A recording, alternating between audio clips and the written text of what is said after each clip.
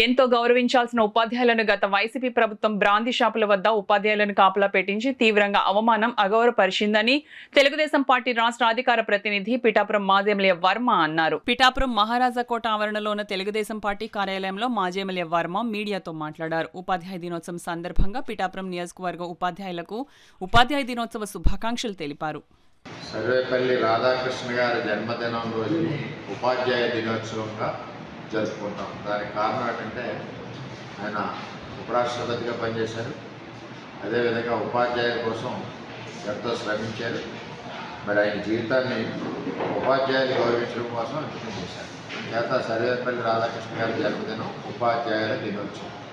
ఉపాధ్యాయుల దినోత్సవం సందర్భంగా నియోజకవర్గ ఉపాధ్యాయుడికి అదేవిధంగా మరి మన జిల్లా ఉపాధ్యాయులందరికీ కూడా ఉపాధ్యాయ దినోత్సవం సందర్భంగా శుభాకాంక్షలు తెలియజేస్తాం. ఉపాధ్యాయులకు గౌరవం అన్నది కల్పించింది ఎవరంటే చంద్రబాబు నాయుడు. ఇదివరకు వైసీపీ ప్రభుత్వంలో ఒక గురువుని ఎలా గౌరవించాలో తెలియని విధంగా ఆఖరికి బ్రాందీ షాప్స్ దగ్గర కూడా డ్యూటీ వేసిన దాఖలాలు మనం చూసాం. ఈవేళ మన దేశ ప్రధాని అయినా రాష్ట్ర ముఖ్యమంత్రి అయినా